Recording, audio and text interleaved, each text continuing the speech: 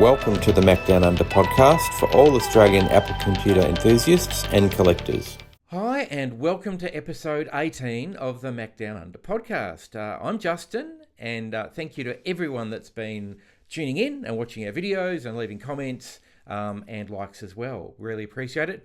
Please keep the comments and the likes coming because it helps us work out what content you would like in the future.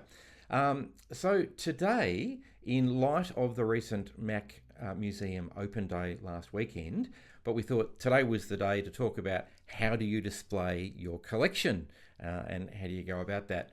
We'll also cover off recent collecting news, coming events, and some finds, some general finds today. Time to introduce my co-host Matthew. G'day, how you going? Have you recovered from the Open Day yet? Hey, g'day JD, g'day everybody.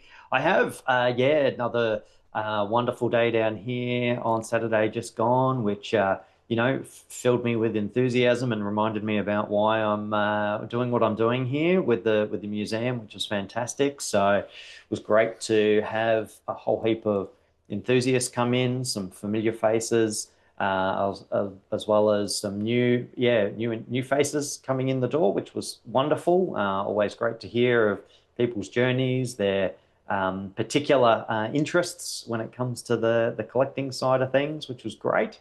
Couple of highlights is that I got to have a good chat with another enthusiast named Alex, who talked me through his the CFFA 3000 card, which he brought along with him, and we put into the 2GS, which was great, and was able to have access to a massive library of software on there. So that was, just as I've said before, JD, always learning, with this stuff, which is great. So that was really cool. I had someone else give me a quick tutorial on some 3D scene rendering on the beige Power Mac G3 here in the museum, which was great as well. It's probably since the G3's been here, the most grunt that thing's put out. So which was pretty cool. A donation of an original power cable from someone that popped in. So I love my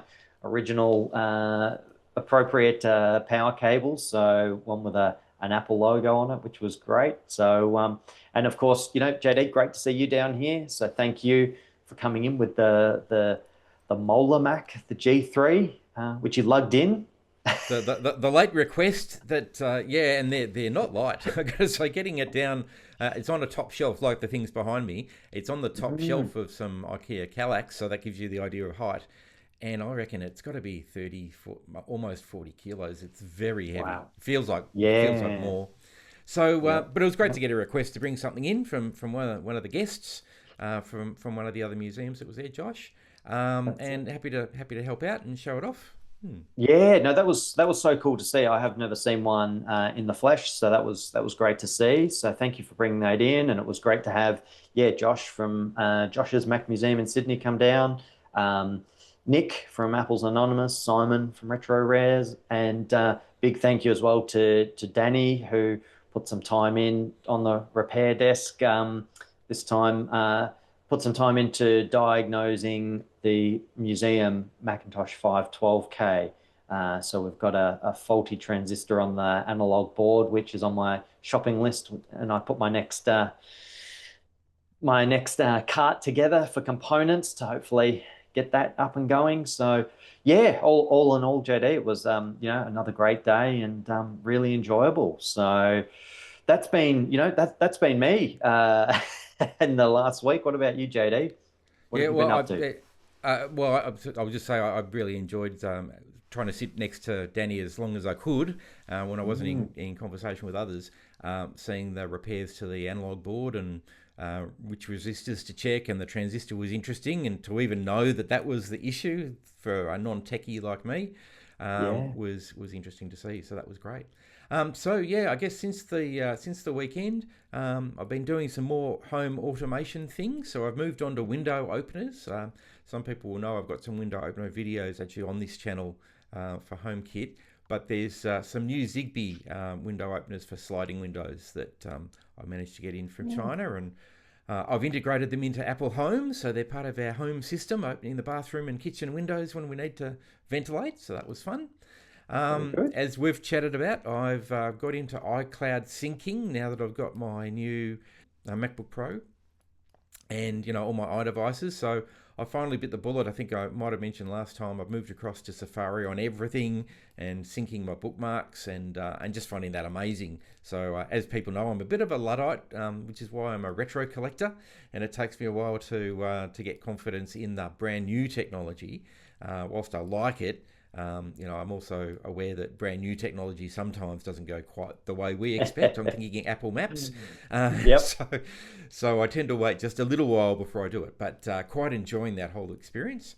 And in terms of my collection, I'm just chasing down a couple of the last missing keyboards from the series that I'm aware of. There's one that I'll probably never get, which is the Apple II Plus numeric keypad. They're extremely rare, so I might have to just give up on that one, but there's a couple of others that I want to get in before I sort of publish that whole collection. We might even make it an episode in the future here as well. I was going to say, in readiness for our keyboard episode, by the sounds of things, and also never give up. I reckon that's that can be a motto for us on the podcast here. If you're chasing something, never give up. So well, it's still on my search list. So if it pops up somewhere and it's affordable, that's the other catch, is it's got to be affordable. Yes. I'll certainly chase it, but I think we can probably go without it and just reference it in the list when we get there, because we certainly missed out a few when we did the mice episode. So that's all good. So on to today's episode. How do you store and display your Apple collection is really the question of the day. And I've got a couple of things to think about. Do you stack them or rack them? I've got some photos of some of that. Do they sit side by side? What do you have with them?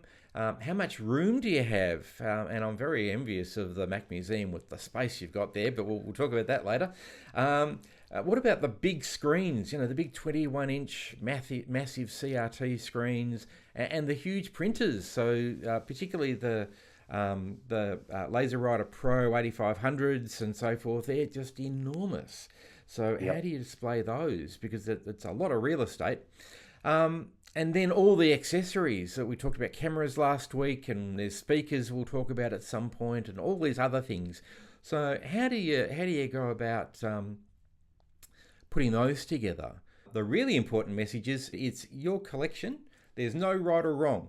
We're just putting up some ideas that we've seen, some of the ideas that we've used, but it's your collection. There's no right or wrong way. What makes you happy is the important bit with this hobby. Well, back in the day, this is an old photo of mine.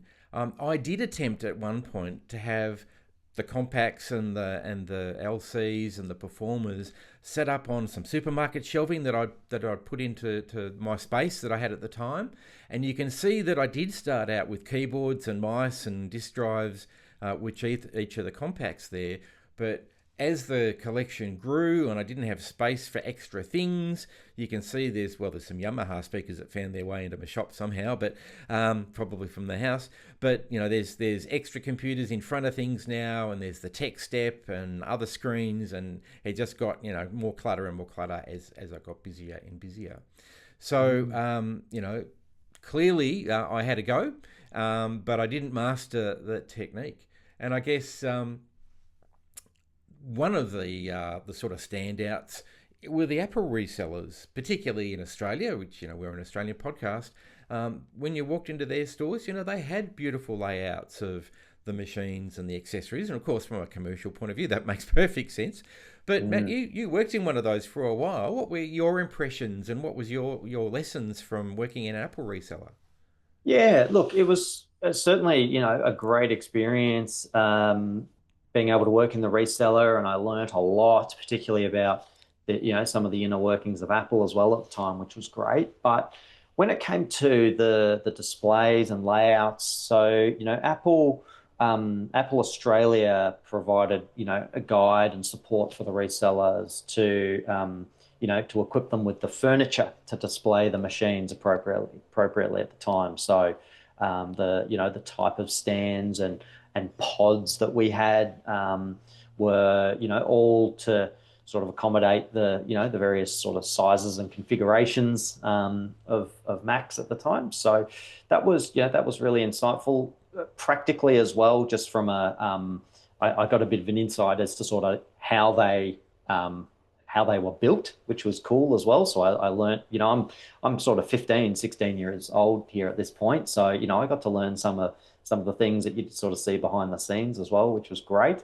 But, I was also very fortunate for most of my time working at a reseller that it was one which had a very large showroom. So maybe that has sort of been ingrained in me to, that lots of space is good, and not all resellers were like that. A premium reseller in the Melbourne CBD, very large showroom, which allowed for a lot of things to be spaced out, which was done intentionally. So that was great. Seeing Apple refresh some of the furniture.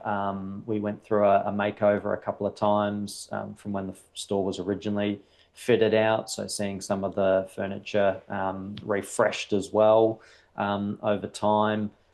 There were regular occurrences where some of the banners that were displayed would get updated as well to keep the products current, which was very cool.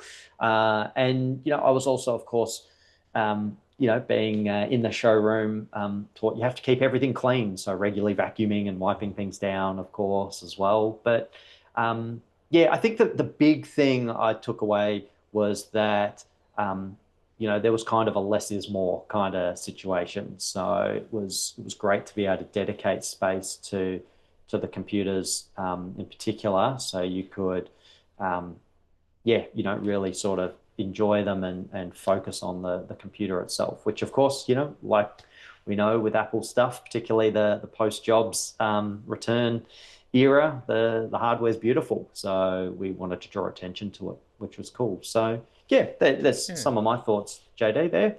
So it sounds like the Apple corporate still had quite a part to play in the presentation, which is no great surprise, because in 2001, this isn't the 2001 edition, but in 2001, Apple opened their first Apple store, and of course now they're pretty much everywhere in the world. And we've got a couple here in Melbourne and quite a few around Australia. In fact, I travelled up to New South Wales for the first Apple store in Sydney, and did an audio report for a radio station show that I was involved in at the time, Tech Talk Radio. Shout out to all my colleagues that were on that. And my takeaway was exactly as you say, the aesthetic, the minimalist approach with the glass staircase, I think from memory in Sydney. And as you can see in this picture from one of the US stores, just that simplistic, but as you say, large space as well, not to crowd the products. What were your impressions? You've obviously been in an Apple store or two by now. What are your impressions of the Apple stores, perhaps compared to your reseller experience? Yeah, look, I do remember as well when obviously resellers are still around here. It's not, which is great because they provide a market, an opportunity for people to experience stuff that Apple won't put in their stores for whatever reasons. So it's great that resellers are still around. I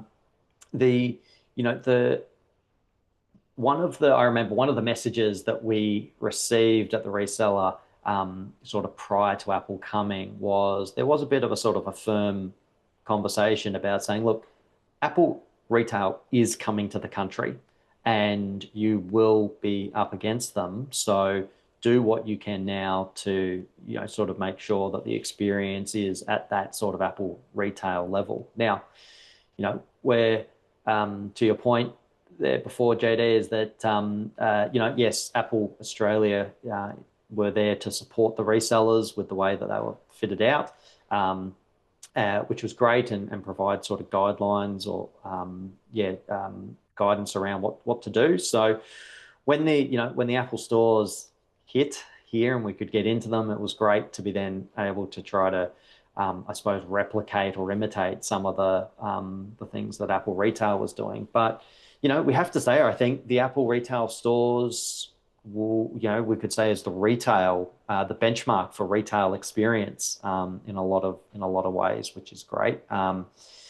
You've always got the premium materials for the fittings and fixtures, and the retail furniture there is just top notch. And then also being able to observe some of the techniques that they use for hiding cables, for example, or integrating point of sale systems under counters and things like that was just really cool to check out as well. So that was that my fascination was not so much about seeing the products in the retail stores. It was about everything that was there to support the products being displayed. So that was my excitement of getting into the Apple retail stores to begin with, and naturally inspired what I'm doing down here at Mac Museum as well. So and you can clearly see the influence, I've got to say.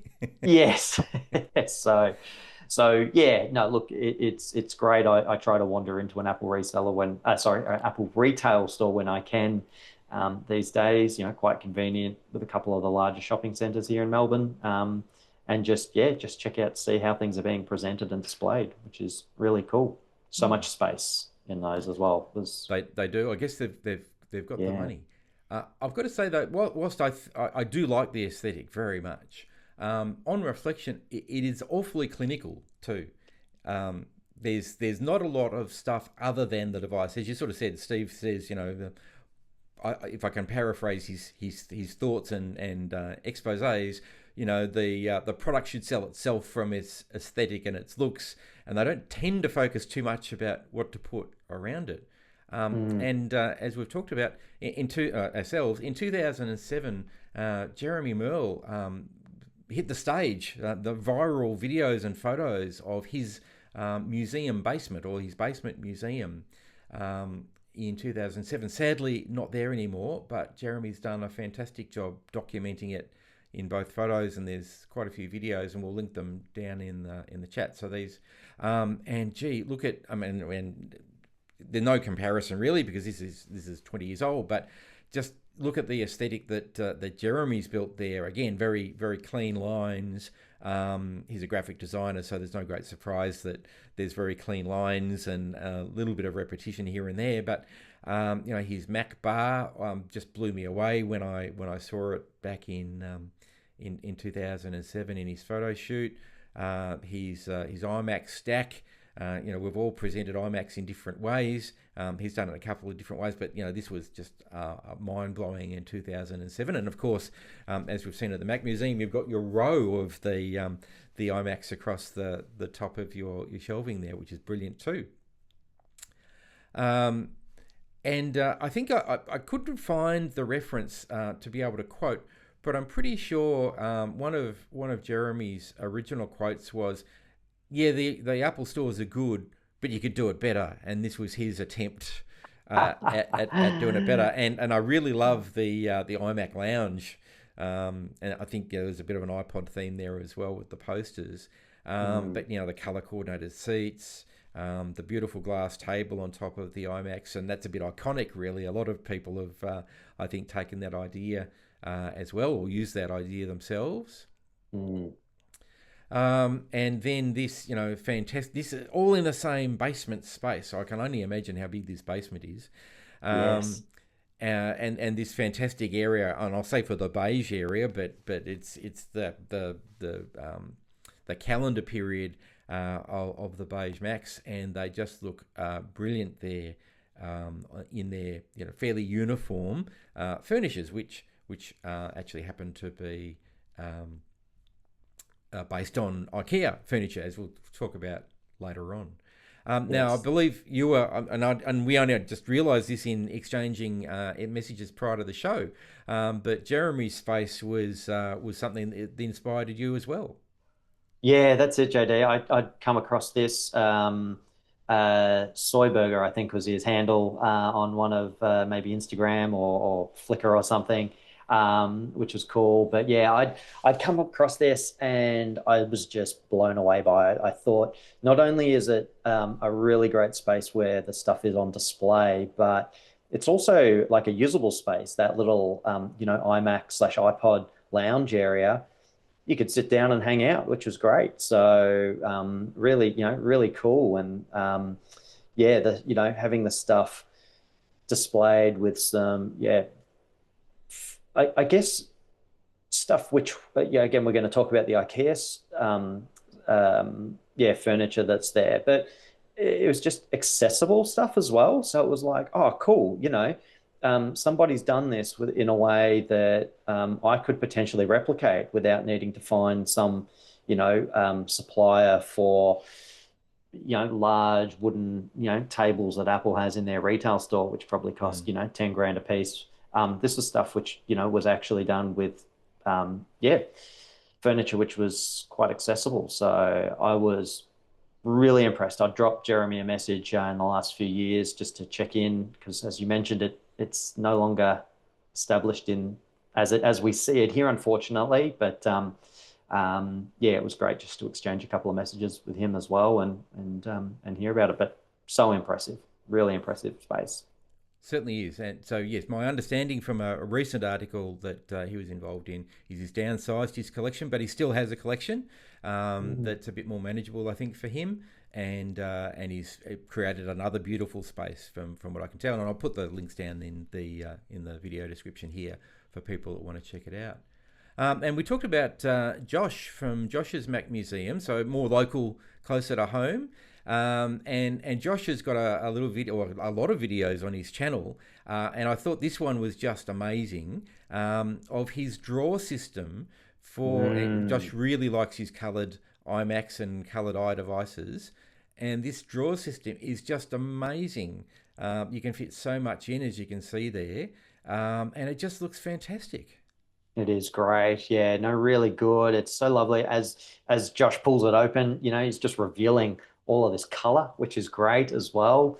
And the thing here as well is that any one of those things you could pick up easy and check out and use, and then put it back in the spot where it's where it belongs. So you're not disrupting a whole sort of system just to be able to check out one particular device. So really, really cool. Nice work by Josh there, the way he's displayed that. Yeah, so there's so many others. In fact, in doing the research for this, I had to stop at some point, and so otherwise we'd be talking all day or month, in fact, probably longer.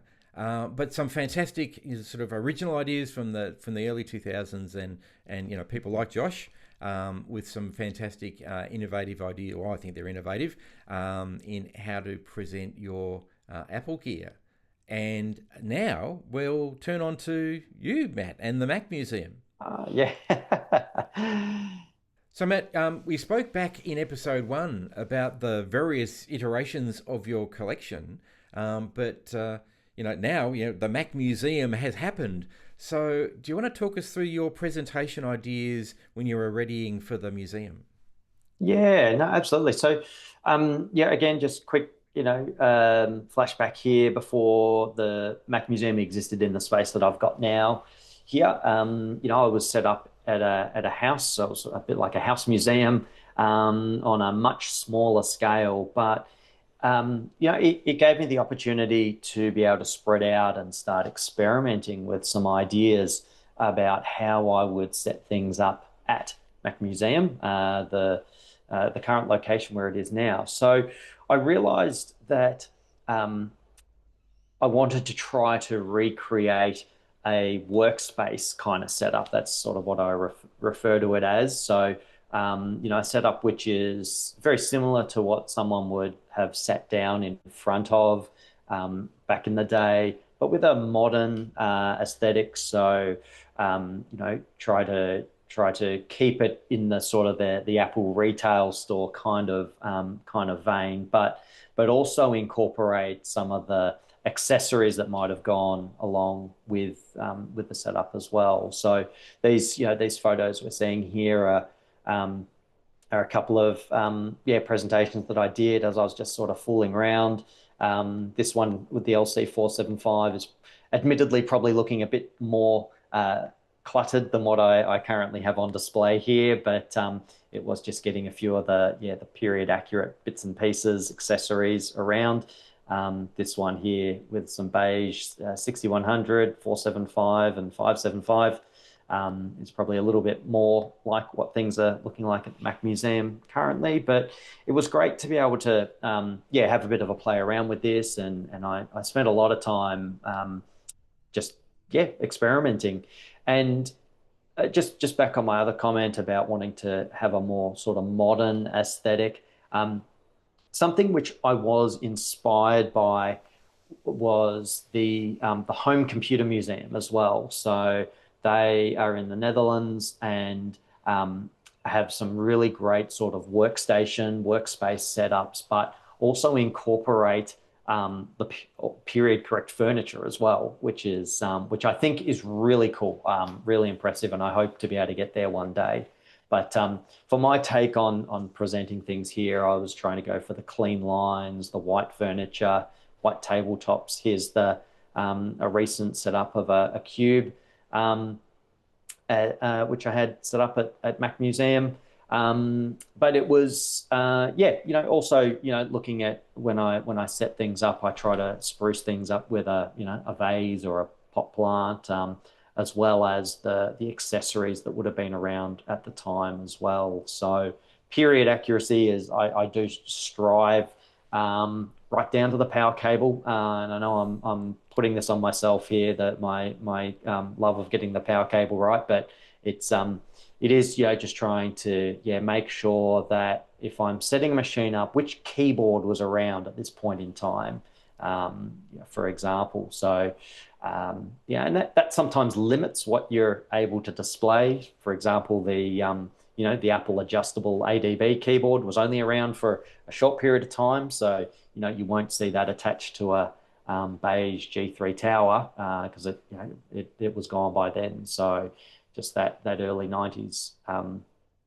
period, for example. So and then sort of finally with each of the displays, there needs to be a little display card to tell people what they're looking at as well. So those all of those bits and pieces, sort of what I try to incorporate as neatly and cleanly as I can, and I'm obviously blessed with space, which is great, and I feel sometimes terrible saying this, but there's never enough space. When you start to set things up, particularly CRT monitors, you realize that you need quite a bit of space. And the tables I display on as well, they're 80 centimeter deep so that you could get a keyboard and mouse accommodated nicely. But it is certainly I sometimes struggle with wanting to display a lot of stuff, but find I need to hold myself back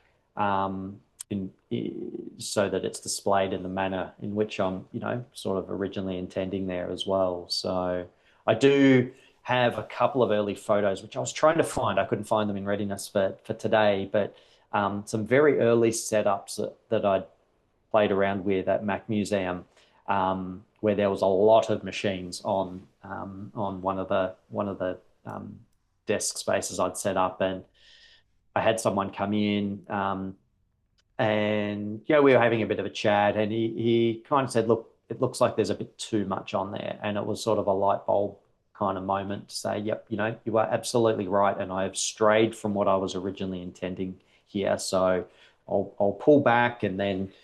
Cycle through the exhibits over time so that everything is given the space that I want it to be displayed. So, look, that's my approach there, JD, when it comes to setting up, and my thoughts on how I wanted to do it, and a bit of history. It's fantastic, and this photo I actually took myself, I think, which is the current tribute to OS 10.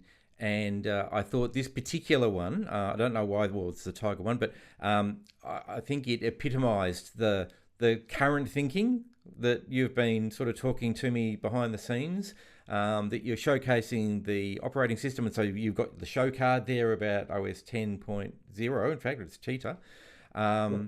You've got the period correct accessories, the machine, the screen, and some of the boxed software there as well. No room for a pot plant, but that's okay. But I thought it epitomised that idea of the aesthetic and everything that's period correct to showcase this particular operating system on the period correct hardware for your current display. And I took a photo of it because I thought it was just so beautiful.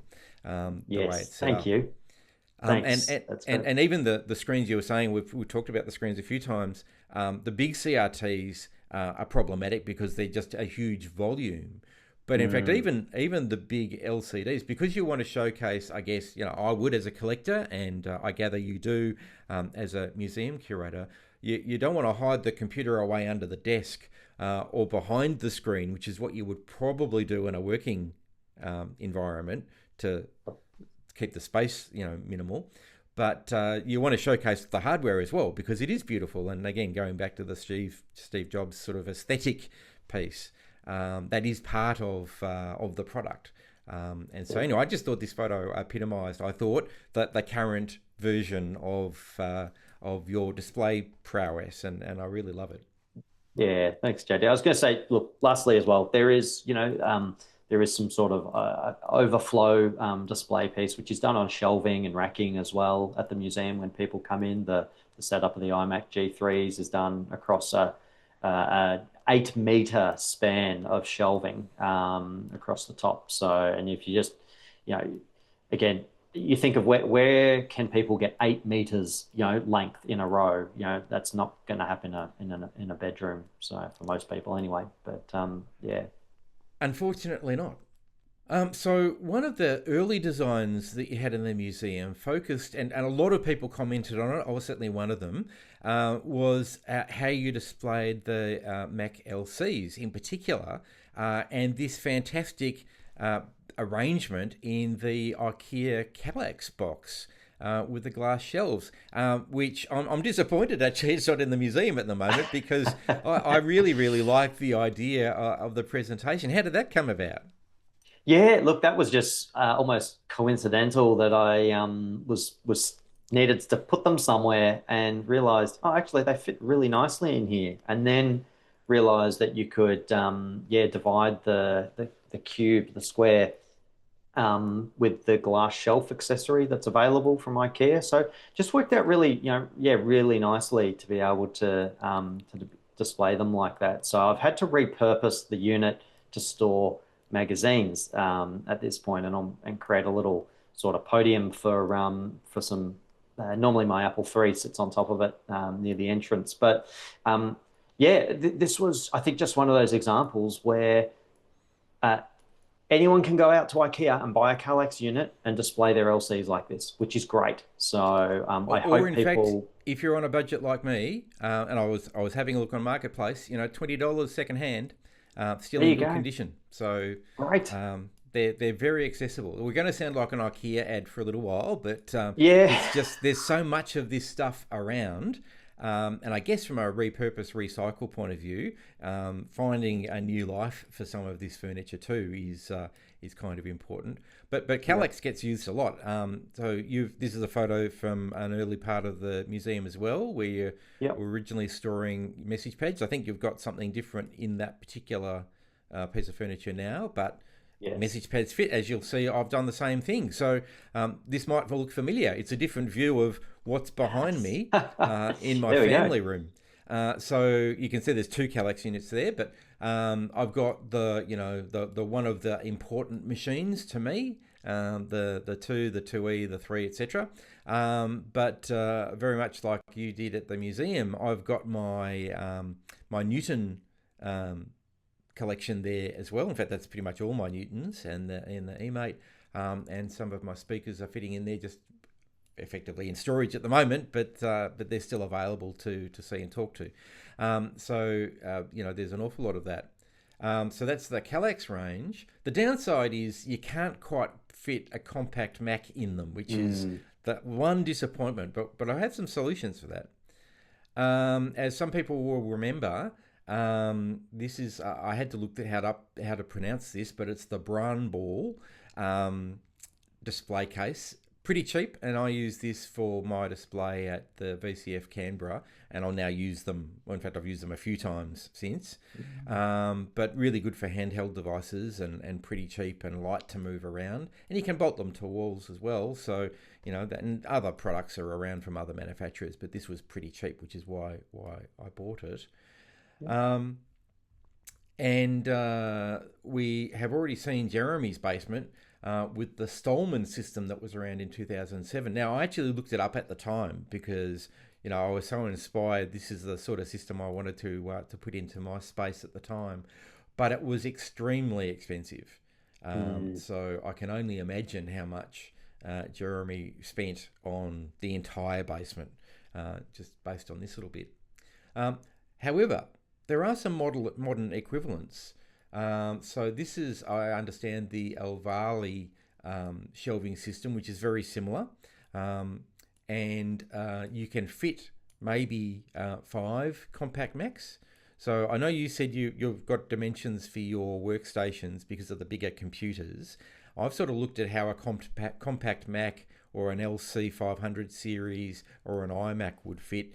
And from what I can tell, sort of 45 by 45 by 45 centimeters is probably the minimum you would want to be able to put the machine and a keyboard. So based on that, we can get maybe 5 if you've got tall ceilings. There's some alternatives. The pack system, which is a wardrobe system. You can fit potentially 4 in one of those. Now, I've actually had a really big pack system that I used to use as a concealed workstation. So I've done this before, but only for one computer and a big monitor and so forth. But in our dining room, we had 2 of them, his and hers workstation hidden behind Pack's wardrobe doors. So I've certainly done this one in the past. But again, not super cheap. I looked through the rest of the IKEA catalogue, so just sticking with IKEA, and there's the plaster system, which is deep enough, so 55 deep, so it gives you a little bit of wriggle room. And so this might be the sweet spot if you're looking for that white aesthetic. So 3 devices in this particular unit is probably the financial sweet spot if you're buying new. One thing I've actually spoken to Beck, my wife, about is just buying individual cubes and then stacking them and rearranging them as we see fit for a device. And so again, you can see here 60 wide by 56 deep is certainly big enough for most of the compact and all-in-one designs. And these aren't super expensive, and of course you can buy as you go, I guess, if you want. And then if you're into the timber look, there's the IVAR system as well. I'm not entirely sure how much weight this would carry compared to the solid structures, but they are pretty cheap. So this one potentially could hold 5 machines, and fairly wide ones at that. So there are plenty of options out there if you're interested. And again, IKEA is just out there. I'm mentioning it largely because we're already using it. And it's so available, and it's also available secondhand and a standard that you can get secondhand, and what you're buying from other people. So it's not necessarily about buying new. In fact, it's very rare for me to buy new furniture for my collection. So there's all sorts of ideas out there, and we've seen some of them from Jeremy from the 2007s, the Mac Museums, like from my point of view, the gold standard, certainly in Victoria, and probably the world, to be honest. And the Josh's ideas with the drawers, what a great idea for the small handheld devices, iPods and iPads and so forth, as well. And I guess like some people, my collection in the garage is pretty tightly packed, and you saw some early examples of how I've stored stuff, and I'm probably even worse than that. In fact, I'm probably embarrassed to show that stuff as opposed to what's behind me in the family room at home. But my collection largely now lives online, as people know. The website's pretty much the collection for me at the moment, and I try to update the photos as much as I can. I mentioned last week that I used my QuickTake 150 or 100 Plus to take a lot of photos for my original website. And this is one that's actually still on the site now that survived, and it'll get replaced at some point soon with a higher res photo. But you can see here in the late 90s that I was trying to get all the appropriate accessories for that particular machine together. So this is an Apple II Euro Plus. It's actually the first machine I ever bought in the 1980s. But subsequently got the stand, got the Apple III monitor, got a profile hard drive for it, obviously the disk drives as well. And so that was my early attempt at the sort of period correct workstation.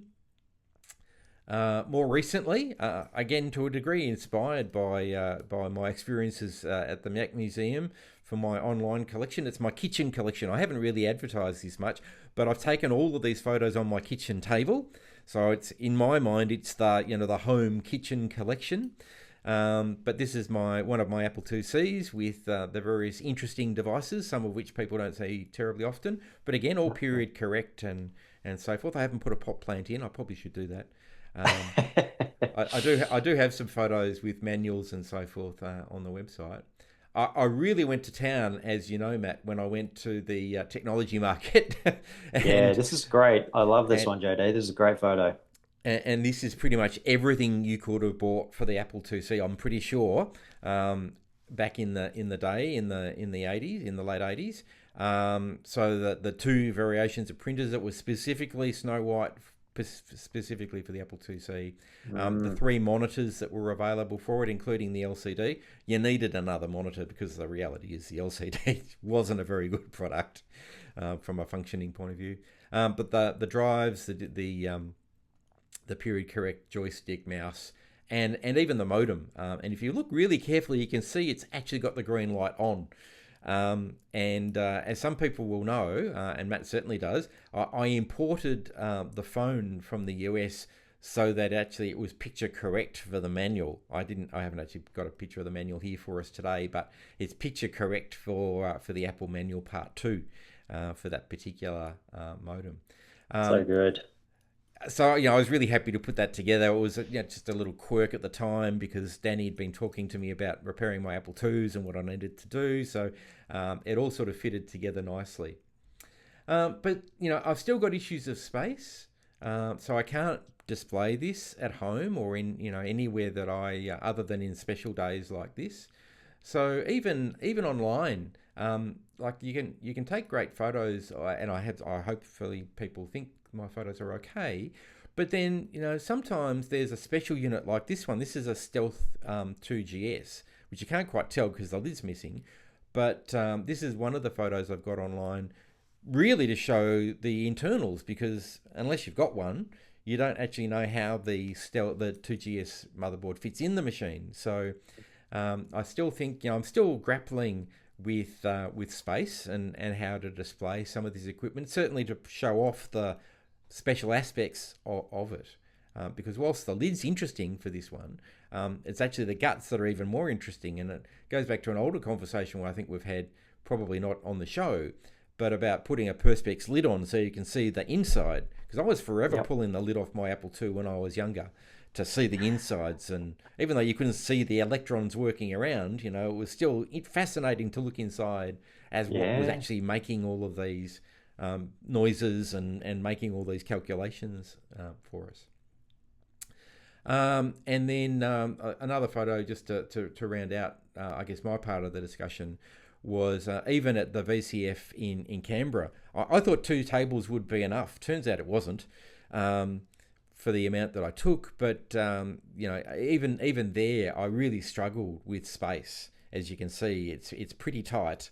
And whilst I do have some period correct things there, particularly for the Apple II with the disk drives and the Lisa and the Mac with the appropriate keyboards, space was still at a premium. So, I think like a lot of people, certainly I'm still struggling with space versus display. And whilst I'd love to do things like, and even in the background where you are, Matt, of course, and I'm sure you know this, but you've got your pot plant and some accessories alongside your kits and books, and it's almost the perfect photo in the background for this conversation.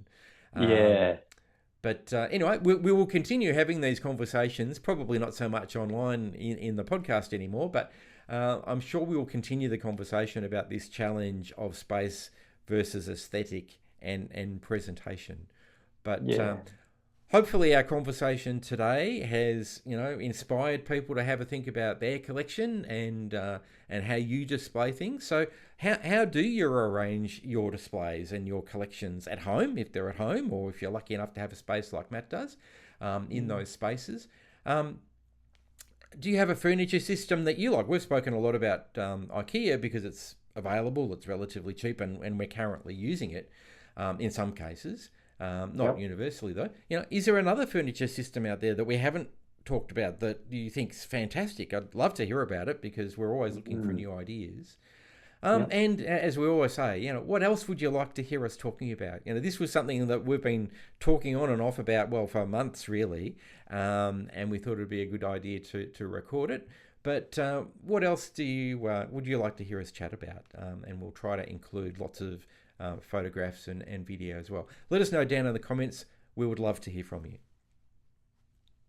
Okay, on to recent news now, and not a lot of news, but I guess some reminders that the Retro Challenge for 2025 that's been sponsored by the Australian Computer Museum, in fact, has started.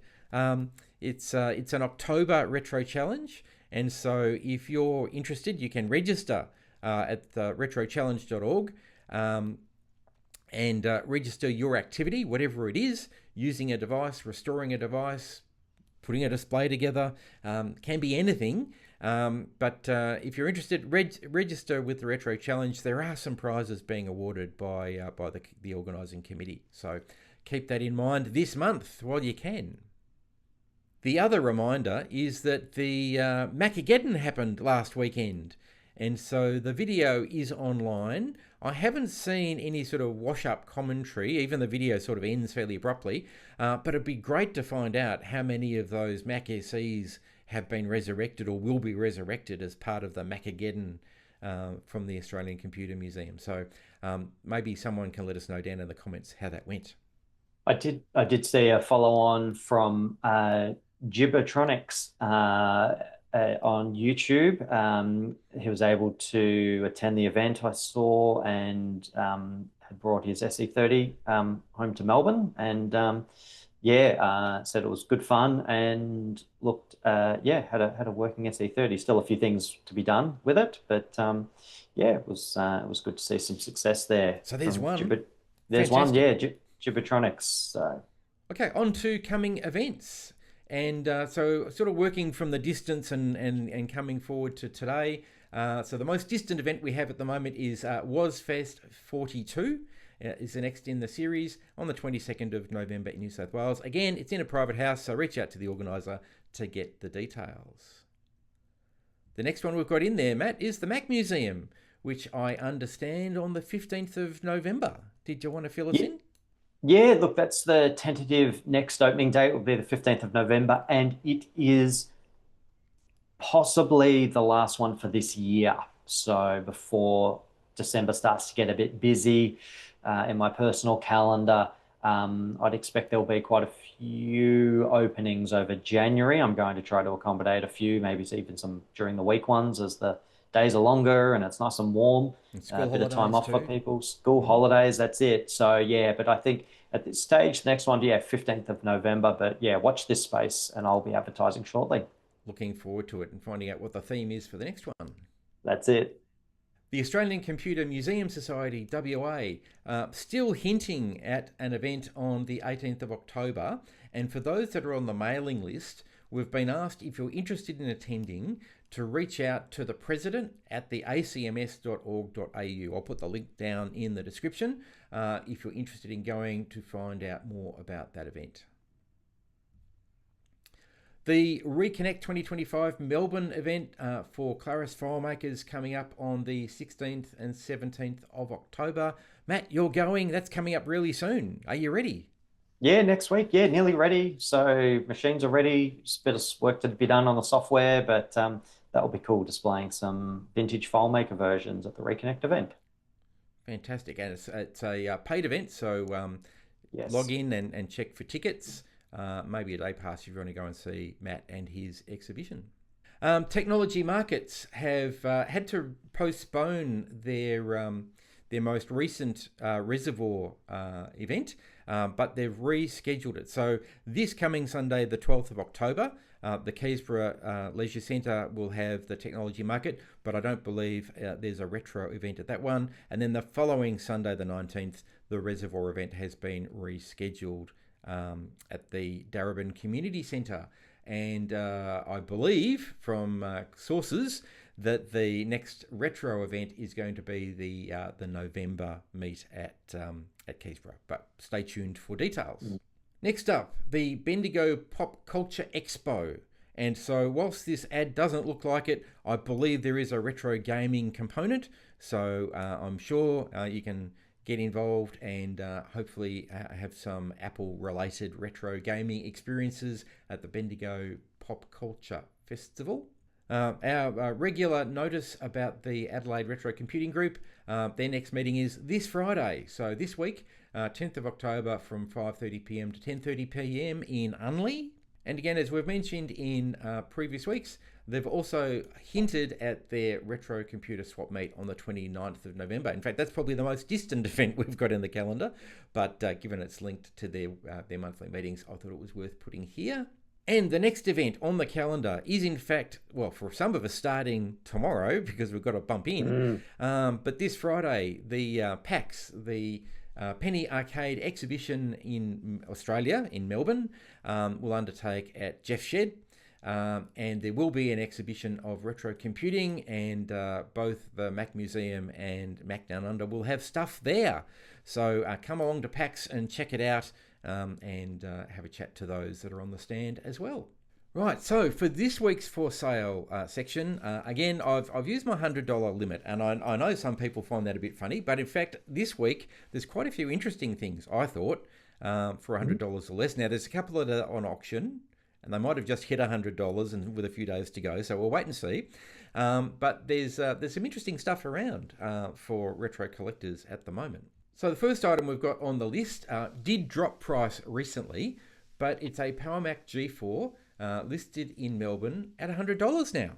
So looks like it's in good condition. Matt, I think you actually brought this one to my attention. Yeah, I'll say it took my attention at $1,200 when it was first listed, I think it was. And yeah, price reduction down to 100. So now at a more affordable and reasonable price, I believe. Is a PowerBook G4 for $100, listed 6 weeks ago in Adelaide, South Australia, and clearly working from the photos. So looking pretty good with the power supply as well. So everything you need. Cute little unit those are. Next one up is an interesting listing as a CRT Apple, and I'm thinking, right, it's actually an iMac, which is in the title, but they didn't lead. They buried the lead. So an iMac G3 all-in-one. This one's in Western Australia. It's the Snow iMac for $50. That's a bargain. Again, working. It is a bargain at the moment, isn't it? They're selling for lots more than that in a lot of places. Yeah, looking good. Next one up is an eBay auction. So we'll see how this goes. Currently at $58, based in Victoria. Now, there is an Intel Mac in it, but there's also a G4 Power Mac in it. So you get two for the price of whatever the auction goes for. So I thought on that basis, it was definitely worth mentioning. So another 4 days to go at the time of recording, but a G4 Power Mac and an iMac Core 2 Duo. So pretty early, very old. So it probably is actually retro in terms of years now. Be easily 20 or close to 20 years old. So $58 at auction. Let's see how it goes. Another auction. Now, this caught my attention because it started at 99 cents. And at 99 cents, it was an absolute bargain. But it's still just on $100, still on auction, still got 6 days to go. But this is a Apple Macintosh 6100 DOS compatible. So it doesn't have the CD-ROM drive, which is kind of interesting. So it is an early 6100, but it's got the DOS compatibility card. And as Nick from Apple's Anonymous would certainly want to know, it's got the cable as well.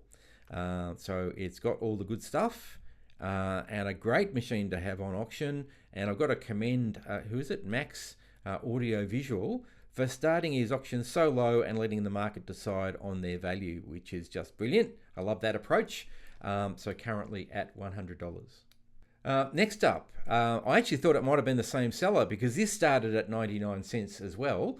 It's currently at the princely sum of $1.25. This is a original Macintosh 512 and it turns on. Now it does need a recap by the looks of it, but to be honest, not a lot of work to do for a $1.25 Mac 512. I suspect it will go for more than that.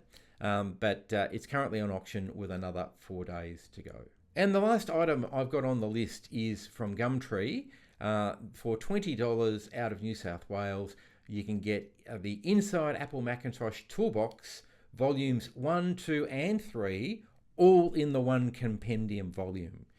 So I think we've talked about some of these in the past. They're a fantastic reference for the early Macintoshes, and to get all 3 volumes for $20 in one book, I reckon, is a great deal. So check this one out if you're interested. Well, that's the end of episode 18.